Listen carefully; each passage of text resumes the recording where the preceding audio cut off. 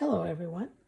Uh, I'm glad to have you with me today because I'm going to be making, as you can see, some little embellishments. Now these can be leaves or flower petals, however I decide to use them.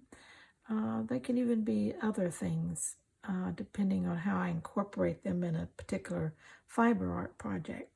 Sometimes I like to just sit down and work on a few little unique things and put them up, and then I have something to grab quickly and to use, and also kind of acts like an inspiration for something to add to it.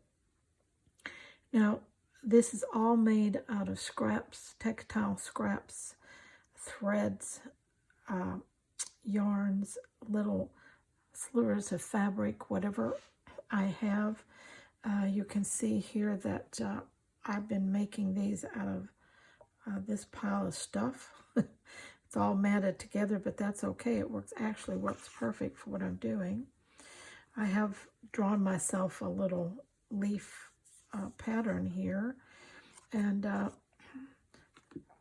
that's just because I wanted to play in basically the same size.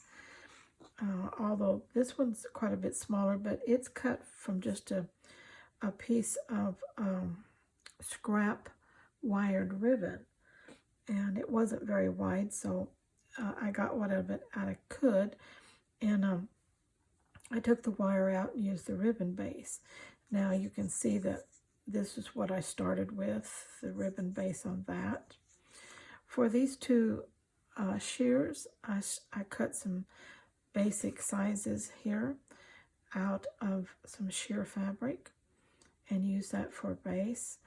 And this little thing here is just cut from a scrap and started like a petal shape here.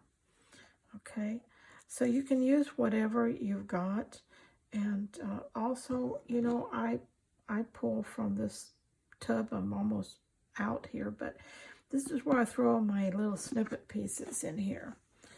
And so when you're cutting up and using stuff, just make you a snippet tub and put stuff in there because you'll use it sooner or later. Sometimes I'll pull something out that I want to use, and it's too big like this, so I just sliver cut it. Let's see, right here you can see these little sliver cuts of fabric, and that's what I did, just pull something out and sliver cut it. Actually, it was a piece of quilting fabric, and it still had the writing on the edge, and so I just slivered that down. But they're just really pretty. They're unusual. They're wonderful accents to something, because you'll never find another one exactly like it.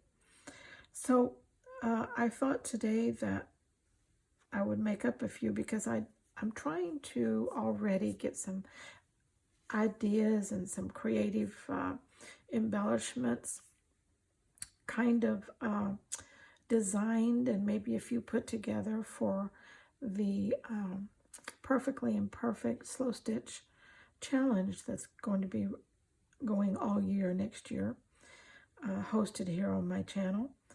And so I will need lots of stuff for the pages of my book that we're going to be making a coffee table size slow stitch book, and that's going to be quite a lot of things. So as I'm creating on other things and end up with a stack of stuff like this, then I thought, okay, let's stop a minute and create something, some kind of embellishment. But I thought I would also today not only show you that, but maybe show you how I use it. And these look best on solids, or what reads as a solid, because it pops what's in there really good. You put it on something that's too busy or too light, it really won't show everything that's in there, and it's just really does it an injustice. So put it on the right kind of backgrounds and design whatever you want to with it. For instance, this could be a tree in a landscape. Put a little trunk down here. That could actually be a tree. Any of these could.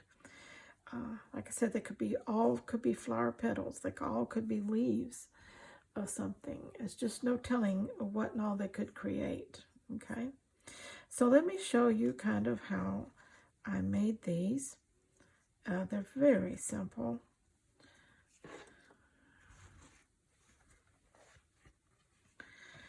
Let me get a needle here. I'm going to need more thread than that, so let me take the time to thread up a needle here.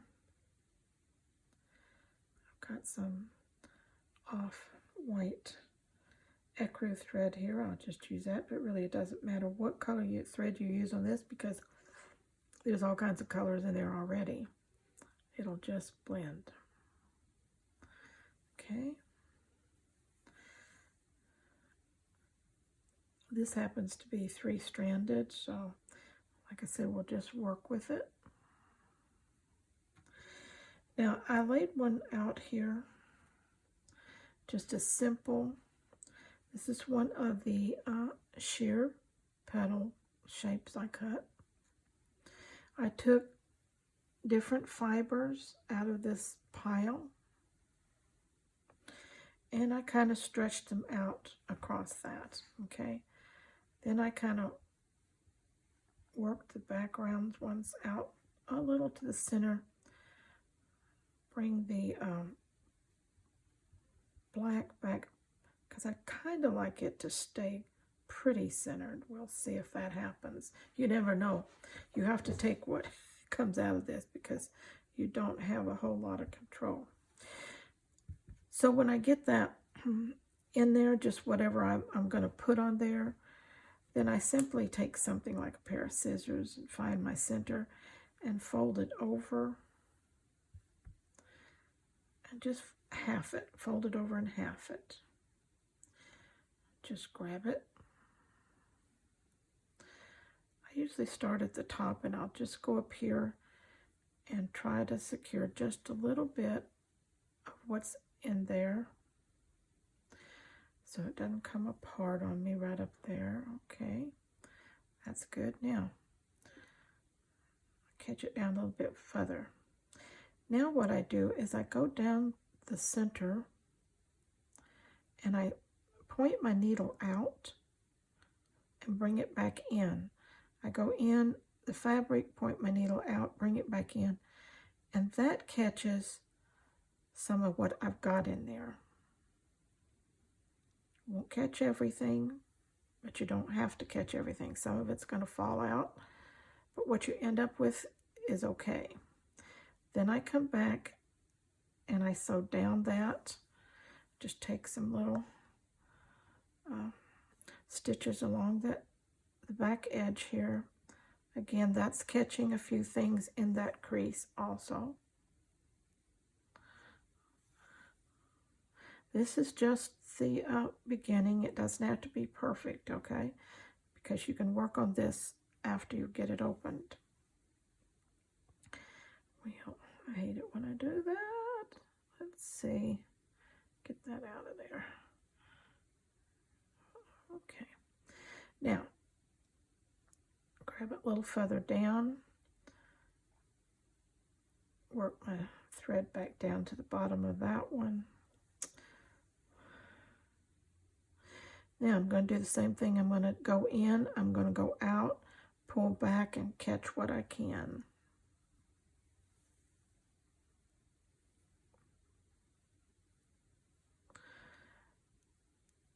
Then I'm just going to go up the spine again. Again, I'm catching things in there that will hold for me.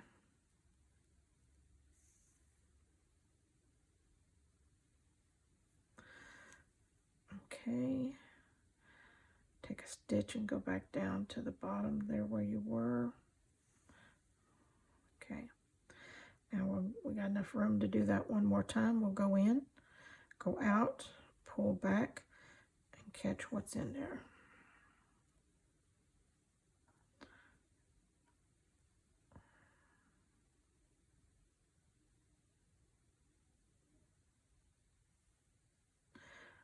Then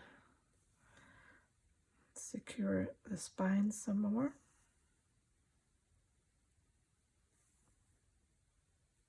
This is just fun because you never know what you're going to end up with.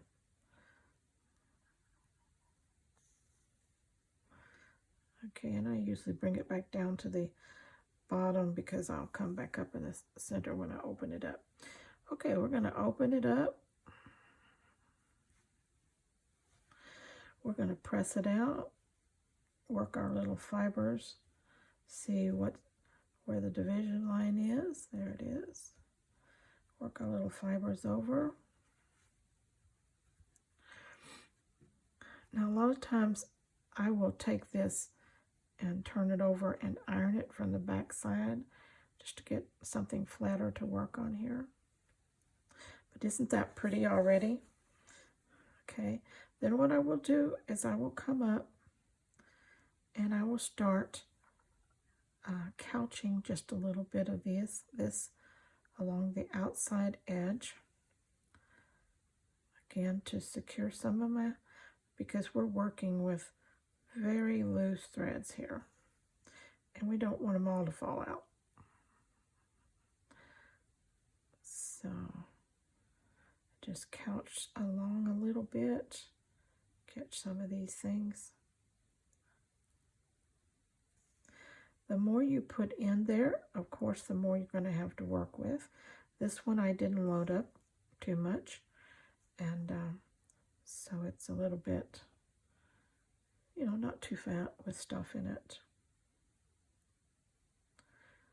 But just sewing along out here, just catching a few more of these, securing them in, couching them in. Don't forget that it doesn't have to be perfect, because when you actually put this on your project and work it in for whatever you want it to be, then you have an opportunity to do more stitching on it, embroidery on it, embellish on it, put beads, sequins, whatever it is that you want to do with this. Just you have an opportunity at that time to do it. Okay. Right now we're just trying to get it basically, you might say, a little bit more than basted, secured down.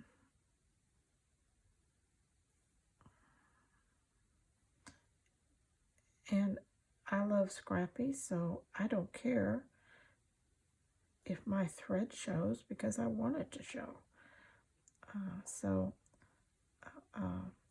If you don't want that, use a smaller thread and, you know, hide your stitches better. But I want all this scrappy look and sewn thread to show.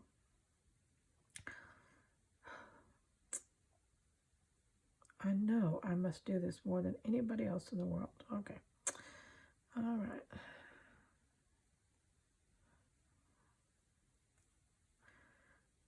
I've got cut threads. I've got a little piece of gauze. I've got where I fringed a piece of black fabric. I have those longer threads that came out of that fabric when I was fringing it.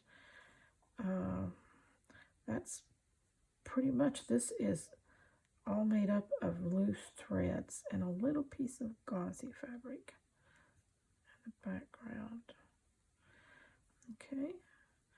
Okay, so we have got that nice and secured. Isn't that pretty? Now when we put it on this sheer fabric, and a lot of fabrics are going to fray on the outside, but we're going to come in and stitch that somewhere on one of our slow stitch projects. So we're not going to worry about that. We're not going to handle it too much in between. So save that area for when you actually attach it. Okay, I go over on the back and just put me a knot back here so that my thread will stay put.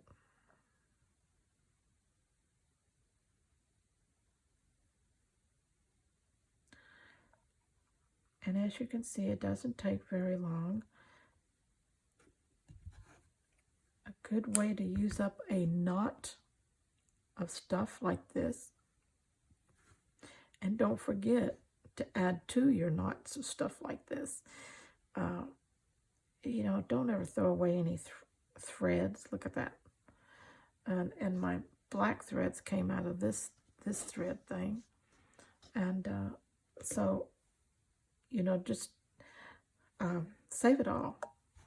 Oh, this was the little piece that I just slivered up for that other one. Okay, I don't know about you, but I like that a lot. And it's got texture, it's got interest. It's definitely one of a kind. Let's put it on a background. And it's going to show its beautiful self in something, I'm not sure what. But put these things together and no telling what you could come up with. These are all the shears. Look at that. Isn't that gorgeous? Let's put the black one right in the center of it. That makes a pretty flower all in itself, doesn't it? So there's no end to the imagination here. Simple little item you can make with textile crumbs and scraps. So until next time, you stay scrap happy. Bye-bye.